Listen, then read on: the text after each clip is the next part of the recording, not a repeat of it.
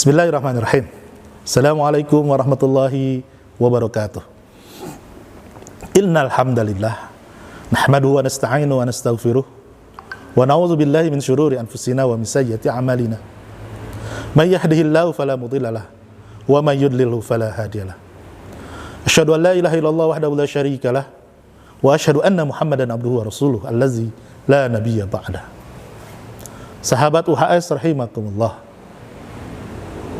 Ada sebuah nilai daya saing yang harus dimiliki oleh setiap manusia, baik itu dosen, mahasiswa, karyawan, siapapun. Hari ini harus memiliki keunggulan apa yang disebut dengan kompetensi. Kompetensi adalah keterampilan, pengetahuan, dan sikap perilaku yang dimiliki oleh seseorang, di mana kompetensi ini akan berpengaruh terhadap kinerja, baik secara individu maupun organisasi. Sahabat UHS rahimakumullah, yang luar biasanya adalah Al-Quran telah membahas kompetensi ini 14 abad yang lalu. Bahwa kompetensi ternyata bisa menjadikan perubahan, mewujudkan sebuah peradaban, bahkan sebuah peradaban bisa bertahan berabad-abad ketika para pemimpinnya, bangsanya memiliki kompetensi. Saya ambil contoh misalnya kisah Nabi Yusuf alaihissalam.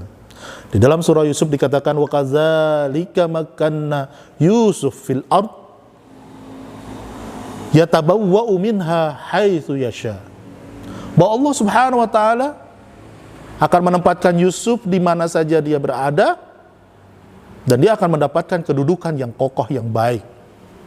Karena apa? Di ayat sebelumnya dikatakan Allah memberikan modal, Allah memberikan kompetensi kepada Nabi Yusuf dua hal.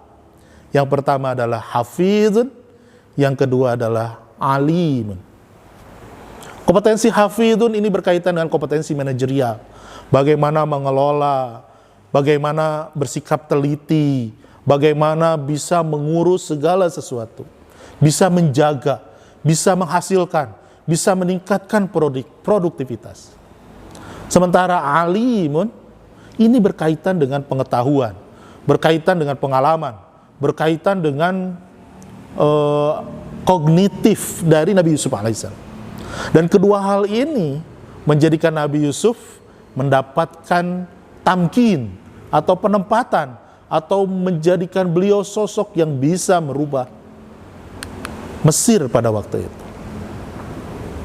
Sahabat UHS rahimakumullah, kalau kita gali surah Yusuf lebih mendalam tentang kompetensi-kompetensi yang dimiliki olehnya, paling tidak ada 5 kompetensi yang dimiliki oleh Nabi Yusuf. Yang pertama adalah as-siddiq. Beliau adalah orang yang sangat bisa dipercaya. Maka salah satu gelar Nabi Yusuf adalah as-siddiq. Kemudian kompetensi berikutnya yang dimiliki oleh Nabi Yusuf alaihissalam adalah beliau bisa menjaga kemuliaan diri dan sabar. Bayangkan, beliau di penjara Mesir, itu bukan 1 tahun, 2 tahun, tapi puluhan tahun, gitu ya. Dan beliau bersabar dengannya, dan beliau mendapatkan kemuliaan dengannya. Kemudian kompetensi berikutnya yang luar biasa dari Nabi Yusuf alaihissalam adalah beliau memiliki sikap memaafkan. Ini yang sulit. Banyak orang yang bisa bersabar, banyak orang yang akhirnya tumbuh, berkembang dan menjadi orang sukses. Tetapi pada saat itu dia membutuhkan sikap pemaaf, dan ini sulit ketika kita berada di dalam posisi seseorang yang memiliki posisi yang tinggi. Yang keempat, kompetensi yang dimiliki oleh Nabi Yusuf alaihissalam adalah kesolehan sosial, di mana beliau senantiasa membantu orang lain tanpa syarat. Terlihat di dalam surah Yusuf bagaimana beliau membantu bangsa-bangsa lainnya, termasuk keluarganya dari Bani Kanaan yang datang ke Mesir untuk meminta makanan. Nabi Yusuf membantunya tanpa syarat.